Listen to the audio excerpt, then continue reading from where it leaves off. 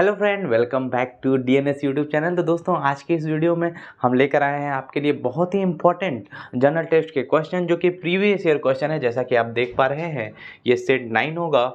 Previous year question हम discuss कर रहे हैं लगातार। ये 8 सेट इससे पहले भी मैंने डिस्कस कर लिया है, वो आपके प्लेलिस्ट में आपको मिल जाएंगे। अगर वो वीडियो आपने नहीं देखा है तो एक बार जाकर जरूर उसे चेकआउट करिए। इससे आपको एक बेसिक अंडरस्टैंडिंग होगी कि पेपर का लेवल क्या है, पेपर का पैटर्न क्या है, किन किन टॉपिक से क्वेश्चन ज़्यादा पूछे गए हैं, और आपको पैटर्न का भी एक अंदाज़ा लगेगा। ठीक है, तो एक बार ज़रूर जाकर के प्लेलिस्ट में से आप ज़रूर देखिए, क्योंकि ये सीयूईटी के लिए बहुत ही ज़्यादा इम्पॉर्टेंट सीरीज होने वाली है आपके एग्ज़ाम के पॉइंट ऑफ व्यू से। तो ध्यान रखेंगे, ये बहुत ज़्यादा इम्पॉर्टेंट सीरीज आपके लिए हो रही है।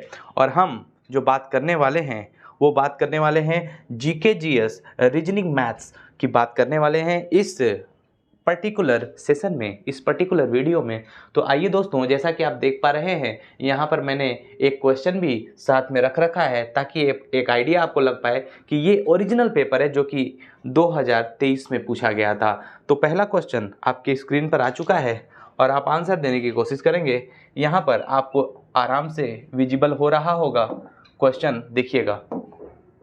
यहाँ पर क्वेश्चन आपको विजिबल भी हो रहा होगा। और पहला क्वेश्चन आप ध्यान से देख पाइए। तो पहला क्वेश्चन आपके सामने है कि कॉन्स्टिट्यूशन डे और संविधान दिवस is observed every year on, यानी संविधान दिवस किस दिन मनाया जाता है, कौन सी तारीख को मनाया जाता है हर साल। तो करेक्ट आंसर दीजिए आप, option A B C D, इसमें 1 2 3 4 आपके सामने है। तो दोस्तों, इस क्वेश्चन का जो करेक्ट आंसर होगा वो होगा ऑप्शन नंबर बी। ठीक है, यानी सेकंड ऑप्शन बिल्कुल करेक्ट आंसर होगा। 26 नवंबर को क्या मनाया जाता है? कॉन्स्टिट्यूशन डे मनाया जाता है। भाई, क्या मनाया जाता है? कॉन्स्टिट्यूशन डे मनाया जाता है। कॉन्स्टिट्यूशन डे यानी संविधान दिवस, इस बात को ध्यान रखिएगा। दरअसल ये क्यों मनाया जाता है इस दिन, देखिए ध्यान से समझिएगा। सबसे पहले जो संविधान सभा की बैठक हुई थी, कॉन्स्टिट्यूएंट असेंबली की जो सबसे पहले बैठक हुई थी, ध्यान रखेंगे, वो कब हुई थी? ये हुई थी, वो कब हुई थी? ध्यान रखेंगे, ये हुई थी भाई, कॉन्स्टिट्यूएंट असेंबली मैं पूरा ही लिख दे रहा हूँ। इसकी सबसे पहली बैठक हुई थी 9 दिसंबर 1946। और इसके जो चेयरमैन थे वो थे कौन? सच्चिदानंद सिन्हा। कौन थे? सच्चिदानंद सिन्हा। ठीक है, ध्यान रखेंगे, सबसे बुजुर्ग व्यक्ति थे, इसलिए इनको अध्यक्ष बना दिया गया था। उसका दूसरा मीटिंग होता है 11 दिसंबर। कब होता है? 11 दिसंबर 1946। ठीक है, 1946 में ही। और फिर अस्थाई अध्यक्ष यानी परमानेंट चेयरमैन बनाए जाते हैं राजेंद्र प्रसाद। राजेंद्र प्रसाद जो भारत के फर्स्ट प्रेसिडेंट भी बनते हैं बाद में, ये आपको पता भी है। अब उसके बाद ध्यान रखिएगा, फिर 13 दिसंबर की डेट बड़ा ही इंपॉर्टेंट आती है 1946 में ही, और ऑब्जेक्टिव रेजोल्यूशन पेश होता है। ऑब्जेक्टिव रेजोल्यूशन, उद्देश्य प्रस्ताव पेश होता है, ध्यान रखेंगे, जवाहरलाल नेहरू द्वारा। बहुत ज़्यादा इंपॉर्टेंट ये 3 डेट है, आपको याद रखना बहुत ही ज़रूरी है। उसके बाद एक डेट और याद रखिए, 22 जुलाई 1947, 22 जुलाई 1947। इस दिन हमारा जो ट्री कलर था, तिरंगा, ठीक है, ट्री कलर आप जानते हैं, तिरंगा जो है हमारा, उसको एक्सेप्ट किया गया था, एक्सेप्ट बाई कॉन्स्टिट्यूएंट असेंबली। ठीक है, तो कॉन्स्टिट्यूएंट असेंबली यानी संविधान सभा द्वारा स्वीकार किया गया था 22 जुलाई 1947 को। क्या? ट्री कलर यानी तिरंगे को। और ये किसने बनाया था? ये बनाया था पिंगली वेंकैया ने। किसने? पिंगली वेंकैया ने बनाया था हमारा झंडा, इस बात को ध्यान रखिएगा। और बाद में ध्यान रखेंगे 26 नवंबर 1949 में हमारा देश का कॉन्स्टिट्यूशन यानी हमारे देश का संविधान बनकर के तैयार हो गया। हमारे देश का संविधान बनकर के तैयार हो गया और पूरा समय इसमें लगा 2 ईयर्स, 2 साल, ठीक है, 11 महीने और 18 दिन। ठीक है, ध्यान रखेंगे, 2 साल 11 महीने और 18 दिन टोटल समय लगता है 9 दिसंबर से लेकर के 26 नवंबर तक। और इसीलिए 26 नवंबर को ही, क्योंकि कंप्लीट हुआ था संविधान के बनाने का प्रोसेस, 26 नवंबर को ही इसीलिए मनाया जाता है क्या? संविधान दिवस या कॉन्स्टिट्यूशन डे। और ध्यान रखेंगे, हमारे संविधान के बनाने में सबसे ज़्यादा इंपॉर्टेंट किसी की कंट्रीब्यूशन थी, तो वो थी भीमराव अंबेडकर की। इसीलिए भारतीय संविधान का जो जनक कहा जाता है, इंडियन कॉन्स्टिट्यूशन का फादर कहा जाता है, वो भीमराव अंबेडकर से ही माना जाता है, उनको ही कहा जाता है। ठीक है, ध्यान रखिएगा, करेक्ट आंसर होगा ऑप्शन नंबर 2। और इसके साथ साथ अगर मैं बात करूं 25 जनवरी, तो 25 जनवरी 1950, 25 जनवरी 1950 में स्थापना हुआ था किसका? इलेक्शन कमीशन का। किसका? इलेक्शन कमीशन का। किसका भाई? इलेक्शन कमीशन, चुनाव आयोग, ठीक है, इलेक्शन कमीशन की स्थापना हुई थी। और ये हमारे आर्टिकल 324 से 329 में दिया गया है हमारे संविधान के। और इलेक्शन का प्रोसीजर मतलब इलेक्शन यानी निर्वाचन या चुनाव जो होगा वो पार्ट 15 में, कौन से? संविधान के पार्ट 15 में निर्वाचन की बात की गई है, चुनाव की बात की गई है, ठीक है। इतनी बातें आप ध्यान रखिएगा। तो हम अगले क्वेश्चन पर अब बढ़ते हैं। 26 जनवरी को रिपब्लिक डे बनाया जाता है, आप सभी लोग जानते हैं इसके बारे में। तो अगला क्वेश्चन आईडी 302 है लास्ट में, आप देख पा रहे होंगे, और क्वेश्चन का आंसर भी कैंडिडेट ने दिया है, उसको भी ध्यान से आप देखते रहिए।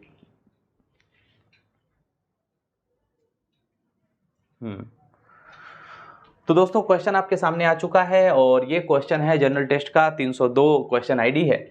आपसे पूछा है who is nicknamed as milk man of India, यानी मिल्क मैन ऑफ इंडिया किसे कहा जाता है? अगर मैं बताऊं दोस्तों तो ये थे श्वेत क्रांति के जनक, है ना। ये कौन थे? श्वेत क्रांति के जनक, श्वेत क्रांति के जनक ये थे। और ये कौन थे? ये थे वर्गीज कुरियन, श्वेत क्रांति के जनक, श्वेत क्रांति के जनक थे ये। और ये कौन थे? वर्गीज कुरियन, ठीक है। वर्गीज कुरियन करेक्ट आंसर होगा ऑप्शन नंबर ए यानी 1। अच्छा ध्यान रखेंगे मिल्क मैन ऑफ इंडिया इनको क्यों कहा जाता है? क्योंकि गुजरात का एक छोटा सा इलाका था आनंद, क्या? आनंद, आनंद में ही इन्होंने एक फैक्ट्री खोली थी दूध की, और दूध की फैक्ट्री खोली थी, उसका नाम रखा अमूल। आप जानते होंगे, बहुत ही अच्छे से परिचित होंगे। इसका फुल फॉर्म होता है आनंद मिल्क यूनिट लिमिटेड, आनंद मिल्क यूनिट लिमिटेड। ये अमूल नाम की संस्था इन्होंने स्थापित की थी। उसके बाद शहर शहर, गांव गांव, कस्बों कस्बों में, एक एक स्टेट में अमूल की डेयरी लग गई, और पूरी जगह पर, पूरे इंडिया में इन्होंने दूध को डिस्ट्रीब्यूट करने को काम किया, मतलब डिस्ट्रीब्यूट करने का काम किया। इस तरह से श्वेत क्रांति के जनक ये कहलाए कौन? वर्गीज कुरियन। ध्यान रखिएगा, बहुत ज़्यादा इंपॉर्टेंट। एम.एस. स्वामीनाथन कौन है भाई? एम.एस. स्वामीनाथन आप जानते हैं ये कौन है? ये हरित क्रांति के जनक है। किसके जनक है? हरित क्रांति के जनक, हरित क्रांति के जनक, हरित क्रांति के जनक। और इनको हाल ही में पता है क्या मिला है? भारत रत्न अवार्ड भी मिला है, आपको पता है। नोबेल तो वर्ल्ड लेवल में हो गया ना, भारत रत्न अवार्ड भी इनको, ठीक है, ठीक। ध्यान रखिएगा, हरित क्रांति के जनक यानी फादर ऑफ ग्रीन रिवॉल्यूशन, ठीक है, ग्रीन रिवॉल्यूशन, ठीक है, ध्यान रखिएगा इसको। चलिए अब आगे बढ़ते हैं अगले क्वेश्चन में चलते हैं। और अगला क्वेश्चन आपके सामने आपकी स्क्रीन पर ये रहा। Which state has been adjudged as the state with the highest level of multi dimensional poverty? किस राज्य में सबसे अधिक गरीबी है, बहुत ही ज़्यादा गरीबी है उस राज्य में? उस राज्य का नाम है बिहार। क्या है? बिहार। करेक्ट आंसर होगा ऑप्शन नंबर ए, ठीक है, यानी 1 करेक्ट आंसर होगा। अब चलिए आगे बढ़ते हैं। अगला क्वेश्चन ध्यान से देखिए, ये साइंस का क्वेश्चन है, बड़े ध्यान से इसको नोटिस करना है आपको। क्वेश्चन आपसे एक पेयर में दिया गया है, और ये पेयर जो कहना चाह रहा है कि भाई एक तरफ यूनिट दी गई है और एक तरफ दिया गया है, यहाँ पर देखिए, यहाँ पे जैसे कि एंगल और रेडियन इसका दिया है, यानी कोण का रेडियन दिया हुआ है, एक तरफ यूनिट दिया हुआ है ना, मात्रक दिया हुआ है और उसकी इकाई दी गई है, ये आपको बताना है। तो ऑप्शन बड़ा ही शानदार दिया है, ए सी बी डी, देखिए इस तरह से ऑप्शन दिया है। और ऐसे क्वेश्चन को करने के लिए ना बहुत आसान तरीका होता है। ऐसे क्वेश्चन को करने के लिए ना धमाका करना होगा आपको, और वो धमाका क्या है? इलिमिनेट करना। मैंने आपको पिछले वीडियो में पिछले क्वेश्चन को करने में बताया था कि कैसे आप इलिमिनेट कर सकते हैं। भाई इलिमिनेट करने का तरीका क्या है ना? एलिमिनेट करने का तरीका है जो आपको आ रहा है, पहले उसको देखिए। वर्क का जूल होता है, यानी बिल्कुल ये सही है डी। अब देखिए डी कौन कौन से में है, तो डी इसमें है और इसमें है, इसमें नहीं है, इसको काट दीजिए। इसमें भी डी नहीं है, इसको काट दीजिए, क्योंकि कार्य का मात्रक जूल होता है, ये बिल्कुल सही है। तो भाई इसमें डी नहीं दिया है, डी को काट दीजिए, क्योंकि डी सही है ना भाई। डी नहीं देगा तो कैसे बात बनेगी, क्योंकि इसमें तो करेक्ट ही पूछा है। देखिए अब हमारे पास आंसर या तो 2 हो सकता है या 3 हो सकता है। अब आइए आगे बढ़ते हैं। पावर, अच्छा पावर का मतलब क्या होता है भाई? पावर का मतलब आप तो जानते ही हैं, पावर का जो यूनिट होता है वो होता है वॉट। क्या होता है? वॉट। तो इन्होंने क्या दिया है भाई? करंट दिया है, यानी डी जो ई है वो बिल्कुल गलत है, यानी ई तो बिल्कुल नहीं हो सकता आंसर। अब ई कहीं दिया है? देखिए ई नहीं दिया है, तो ई वाला छोड़ दीजिए, ई नहीं दिया है तो कोई दिक्कत नहीं है। अच्छा, सी ल्यूमिनेसिटी का ये क्या होता है? कैंडेला, यानी ज्योति तीव्रता का क्या होता है? कैंडेला होता है, बिल्कुल सही है, यानी सी भी सही है। सी और डी, तो सी और डी एक साथ कहाँ आ रहा है? सी डी दोनों में है भाई, देखिए यहाँ भी है, यहाँ पर भी है, सी डी यहाँ भी है, सी डी यहाँ भी है। चलिए कोई बात नहीं, आगे चलते हैं। प्रेशर, प्रेशर का आप जानते हैं दाब का पास्कल होता है। क्या होता है? पास्कल। जबकि इन्होंने क्या कर दिया? वोल्ट कर दिया, यानी बी गलत है। तो बी अगर आया है तो गलत हो जाएगा, देखिए यहाँ बी दिया हुआ है, यानी ये वाला भी गलत हो गया। भाई प्रेशर का क्या होता है? दाब का मात्रक क्या होता है? पास्कल होता है, यहाँ वोल्ट दिया है, ये तो गलत हो गया ना, तो बी गलत हो गया। करेक्ट आंसर क्या होगा? थर्ड, यानी थर्ड कौन से ऑप्शन में है? Option number C. ठीक है, चलिए उम्मीद है आपको बात समझ में आ गई होगी। अब हम चलते हैं अगले क्वेश्चन पर। अगला क्वेश्चन है, देखिए ध्यान से, और ये आपके सामने है, फिर से लिस्ट 1 और लिस्ट 2 को मैच करने के लिए आ गया है।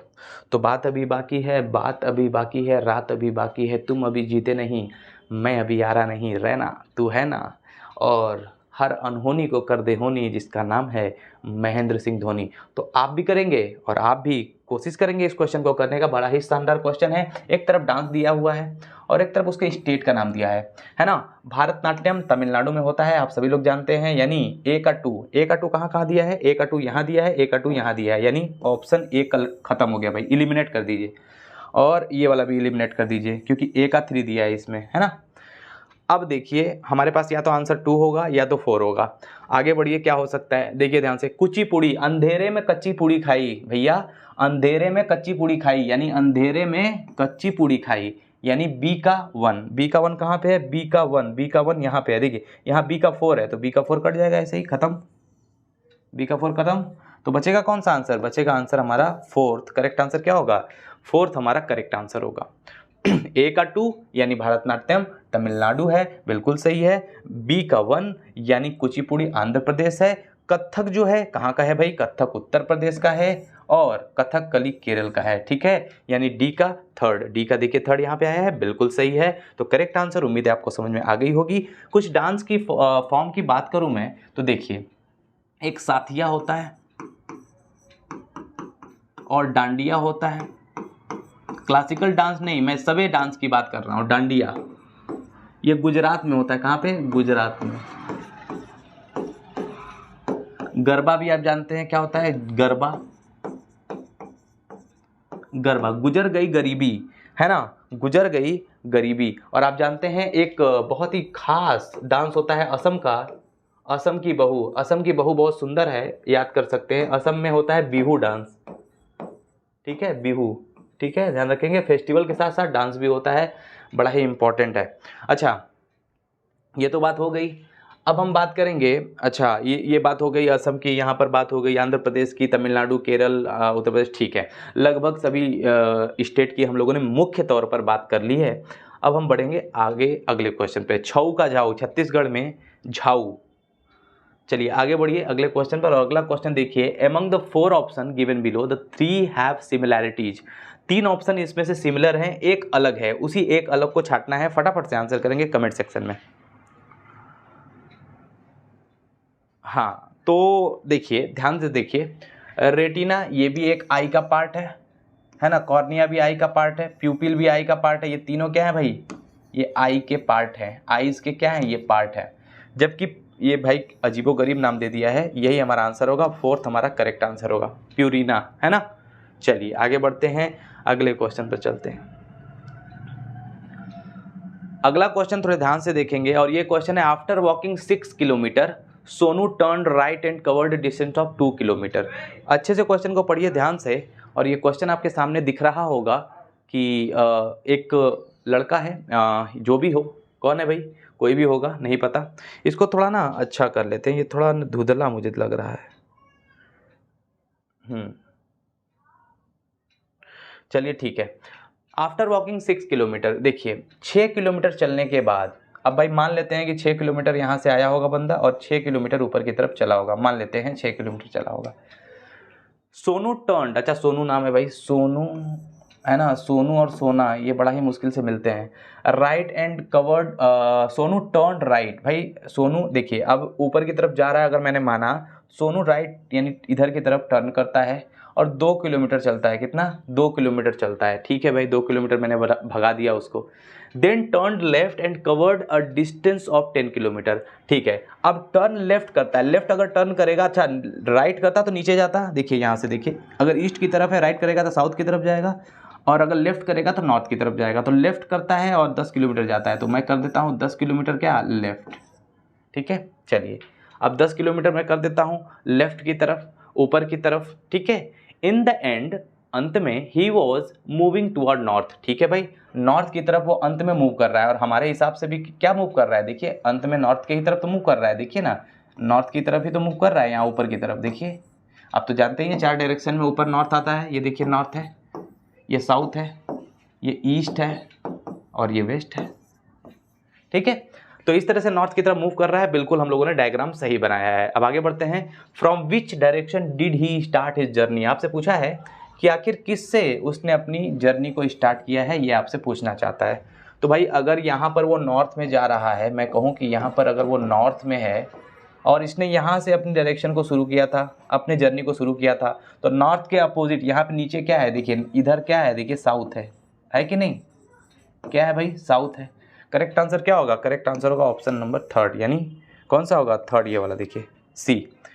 ठीक है, चलिए उम्मीद है आपको समझ में आ गया होगा। अब चलते हैं हम अगले क्वेश्चन पर। ये डायरेक्शन का क्वेश्चन था, डायरेक्शन और डिस्टेंस का। वैसे तो इसमें आपको डायरेक्शन पूछा हुआ था। अब अगला क्वेश्चन फिर से पूछा गया है आपसे डायरेक्शन और डिस्टेंस से ही। Neha is facing east. चलिए अब हम बना लेते हैं एक आपके सामने नक्शा, मैप बना लेते हैं। इससे आसान होगा क्वेश्चन को करना। वैसे करने को तो आप दूसरी तरीके से भी कर सकते हैं, अभी मैं बताऊंगा उसको। देखिए ये है नॉर्थ, ये है साउथ, ये है ईस्ट, ये है वेस्ट। अब कभी भी अच्छा 2 तरह के इसमें टर्निंग होती है। एक क्लॉकवाइज होता है। क्लॉकवाइज का मतलब घड़ी की दिशा में जैसे घूमते हैं उसको क्लॉकवाइज बोलते हैं। एंटी क्लॉकवाइज का मतलब घड़ी के विपरीत दिशा की ओर, इसको एंटी क्लॉकवाइज बोलते हैं। ठीक है, ये क्या है? ये एंटी क्लॉकवाइज है। ये देखिए ये एंटी क्लॉकवाइज है और ये क्लॉकवाइज है। ठीक है ना, ध्यान रखेंगे।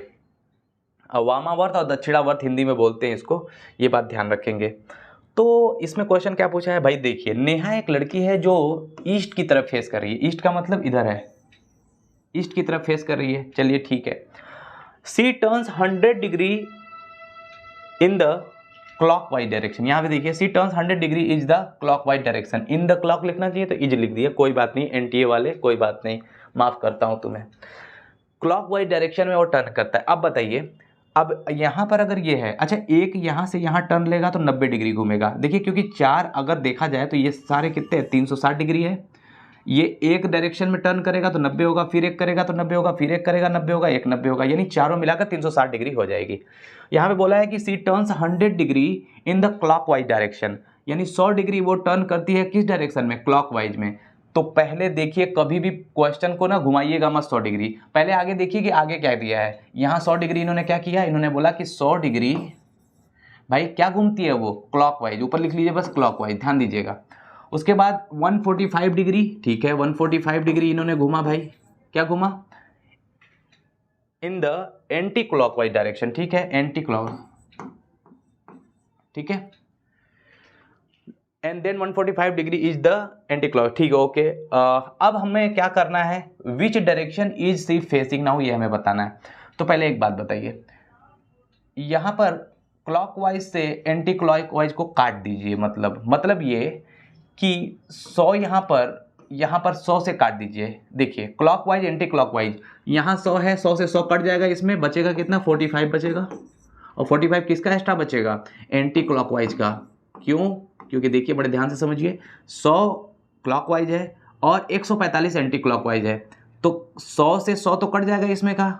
हमेशा क्लॉकवाइज एंटी क्लॉकवाइज को आपस में काट देते हैं जब भी डायरेक्शन को टर्न करना होता है। तो बचेगा कितना? 45 डिग्री बचेगा। और कौन सा बचेगा? Anti clockwise. 45 degree anti clockwise. अब ईस्ट में है और उसको टर्न कैसे करना है? 45 डिग्री एंटी क्लॉकवाइज। देखिए यहाँ से अगर यहाँ टर्न की तो ये 45 हो गया। क्यों? क्योंकि यहाँ करेगी तो 90 हो जाएगा और यहाँ करेगी तो 45। ठीक है, ये देखिए आधा पे करेगी, अगर मैं यहाँ पे घुमा देता हूँ, मान लीजिए यहाँ पे घुमा देता हूँ तो ये तो 90 डिग्री हो जाएगा, लेकिन हमें घुमाना कितना है 45, तो 45 क्या हो जाएगा, इसका आधा हो जाएगा। 45 क्या होगा, 45 इसका आधा हो जाएगा, होगा कि नहीं। और ये डायरेक्शन जो बता रही है वो नॉर्थ और ईस्ट के बीच में बता रही है, इसलिए कौन सा डायरेक्शन होगा, नॉर्थ ईस्ट होगा। कौन सा होगा, नॉर्थ ईस्ट। तो करेक्ट आंसर क्या होगा भाई, करेक्ट आंसर होगा north east. Correct answer option number 1। Correct answer option number 1 होगा, यानी ये वाला। ठीक है, चलिए उम्मीद है आपको बात समझ में आ गई होगी। आप चाहते तो डायरेक्ट कर सकते थे, ये बनाने की ज़रूरत भी आपको नहीं थी। अगर माइंड में चाहे तो कर सकते थे आप आसानी से इसको। अब अगले क्वेश्चन पे बढ़ते हैं, और अगला क्वेश्चन ध्यान दीजिए 322वां क्वेश्चन आईडी का नंबर है, और लिस्ट 1 लिस्ट 2 को यहाँ पे इन्होंने मैच करने के लिए पूछा है। ध्यान से देखेंगे तो पेन में क्या होता है भाई, अच्छा देखिए ध्यान से, फैन में सबसे पहले क्या होता है, ब्लेड होता है। फैन में क्या होता है, ब्लेड होता है। जो पंखे में उसका एक एक पंखा का हिस्सा होता है उसको क्या बोलते हैं, आप जानते हैं, उसको ब्लेड बोलते हैं। तो सी का क्या हो जाएगा, सी का हो जाएगा हमारा 2। सी का 2 कौन कौन से ऑप्शन में है, सी का 2 देखिए, सी का 4, सी का 1, सी का 2 बस एक ही ऑप्शन में है, ये है ये वाला। और हमारा इसलिए करेक्ट आंसर हो जाएगा ऑप्शन नंबर 3। 3 करेक्ट आंसर हो जाएगा, कुछ करने की ज़रूरत ही नहीं है। अच्छा क्लॉक पे क्या होता है, क्लॉक में क्या होता है बताइए, क्लॉक में, अच्छा पेन में क्या होता है, नीब होता है, क्लॉक में होता है नीडल, और बुक में होता है पेज। ठीक है ना, इस बात को ध्यान रखेंगे, इस तरह से हम मैच करा देंगे। तो बुक का हो जाएगा पेज, यानी डी का 1, और डी का 1 कहाँ पे है, देख लीजिए डी का 1 यहीं पर है। ठीक है, यहाँ पर भी है, लेकिन यहाँ पर सी का 4th है, जो कि सी का 4th होगा नहीं। ठीक है, इस बात को ध्यान रखिएगा। करेक्ट आंसर होगा ऑप्शन नंबर 3। चलिए अब आगे बढ़ते हैं अगले क्वेश्चन पर। अगला है, if good can be coded as 1438 then bad. अब भैया देखिए गुड का बोल दिया इन्होंने बैड, ओ माय गॉड। तो देखिए ध्यान से समझिए, गुड को इन्होंने बना दिया बैड, और गुड को इन्होंने कोड किया है किससे, 14। अब थोड़ा ध्यान से देखिए, इन्होंने 14 और 30 और फिर 8। अगर हम इसकी वैल्यू को लिख दें, जी का वैल्यू होता है 7 प्लेस वैल्यू, ओ का होता है 15, ओ का फिर होता है 15, डी का होता है 4।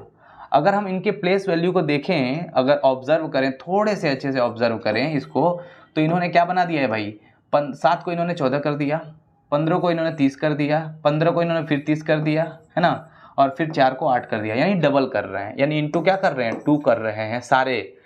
सारे जितने भी अल्फ़ाबेट है उसमें इंटू 2 कर रहे हैं। तो हम भी क्या करेंगे, बैड का डबल कर देंगे, बैड यानी BAD।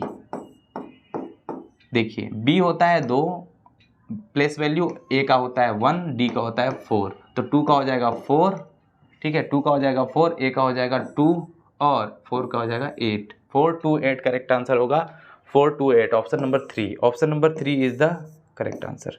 ठीक है, चलिए अब चलते हैं हम अगले क्वेश्चन पर। अगला क्वेश्चन हो सकता है नेक्स्ट ज़्यादा आगे बढ़ गया। अगला क्वेश्चन आपसे बोला है कि which among the following is a fat soluble vitamin. अच्छा फैट सोल्यूबल विटामिन, देखिए विटामिन 2 तरह से होते हैं, 2 तरह के होते हैं। कौन कौन से कैटेगरी के होते हैं, देखिए एक होता है फैट सोल्यूबल, एक होता है आपका वाटर सोल्यूबल, यानी एक होता है जल में घुलनशील विटामिन, एक होता है जल में घुलनशील विटामिन, एक होता है वसा में घुलनशील विटामिन। तो ये हो गया आपका वसा में घुलनशील विटामिन, ये हो गया आपका जल में घुलनशील विटामिन। तो वसा में घुलनशील विटामिन के लिए एक ट्रिक याद कर लीजिए, कीड़ा। भाई कीड़ा आप जानते होंगे ना, कीड़ा कितना डेंजरस होता है। तो कीड़ा, और वाटर सोल्यूबल बी और सी होते हैं, है ना, बी और सी, कुछ और मत समझ लीजिएगा, BC का फुल फॉर्म आप करने लगे। देखिए के अगर बात मैं करूं तो KEDA है ना, इसमें से क्या है, फैट सोल्यूबल है।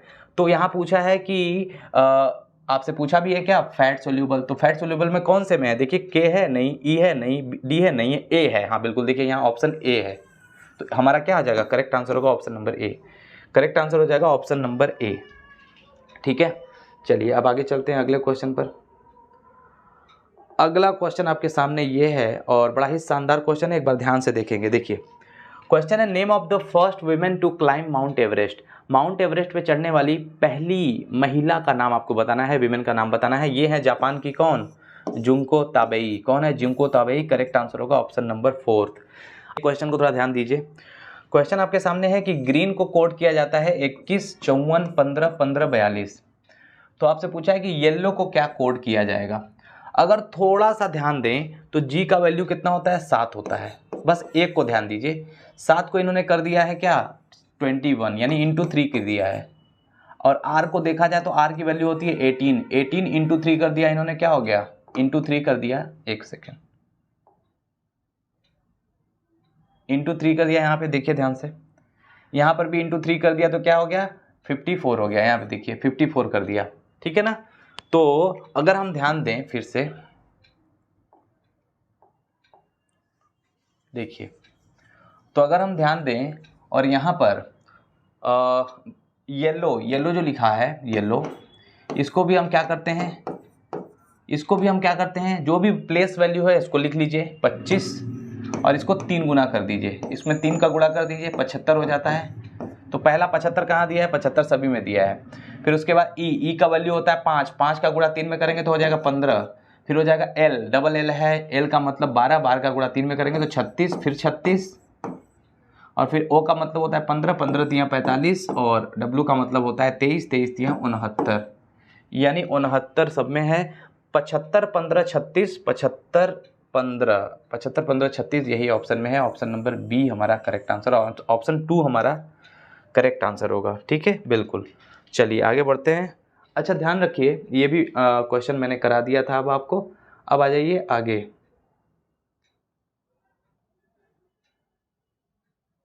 हाँ ये वाले क्वेश्चन पर। चलिए ये क्वेश्चन आ जाइए ध्यान से देखिए। तो ये क्वेश्चन आपके सामने है कि 48% can complete a part of work in 35 hour. वो कितने घंटे में कर सकते हैं भाई। देखिए पूरा काम हम तभी निकाल सकते हैं कि जितने आदमी ने काम किया और कितने घंटे काम किया वो दोनों को मल्टीप्लाई कर दीजिए और इक्वल टू रख दीजिए कि हाउ मेनी आवर्स विल 20%, कि कितने आदमी यानी x इंटू 20% यानी 20%, कितने घंटे लगेंगे। अगर 20 लोग लगेंगे तो कितने घंटे लगेंगे उनको करने के लिए। तो घंटे के लिए x मान लीजिए वैल्यू को, ठीक है, तुलना कर दीजिए दोनों का। तो क्या होगा ध्यान से समझिएगा। देखिए अगर हम काट दें इसको, 5 से काट दीजिए 7 बार में, 5 से काट दीजिए 20, 5 चौके 20 है ना, और 4 से काट दीजिए क्या 48, कितने बार में 12 बार में, 12 सते 84, क्या हो जाएगा 12 सते 84। करेक्ट आंसर होगा क्या, करेक्ट आंसर होगा 84 आवर्स। करेक्ट आंसर होगा ऑप्शन नंबर 4, ठीक है। चलिए अब आगे बढ़ते हैं अगले क्वेश्चन पर। तो अगला और लास्ट क्वेश्चन से उससे पहले का क्वेश्चन है, लिस्ट 1 को लिस्ट 2 से आपको मैच कराना है। ध्यान रखिए, आप थोड़े से ध्यान से समझिएगा।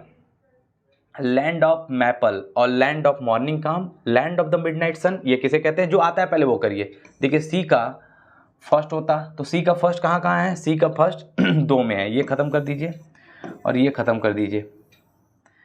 अब देखिए लैंड ऑफ राइजिंग सन किसे, जापान को कहते हैं, तो डी का हो जाएगा 3, डी का 3 कहाँ पे है, डी का 3 यहाँ पर है, एक ही ऑप्शन में डी का 3 है, तो ये भी खत्म होता है।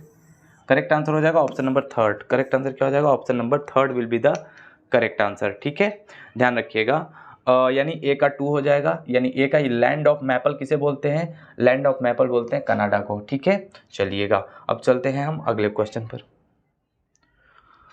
अगला है a train running at a speed of 150 kilometre, ठीक है, per hour, 150 kilometre per hour, crosses a 300 meter long platform in 30 seconds. What is the length of the train in meters?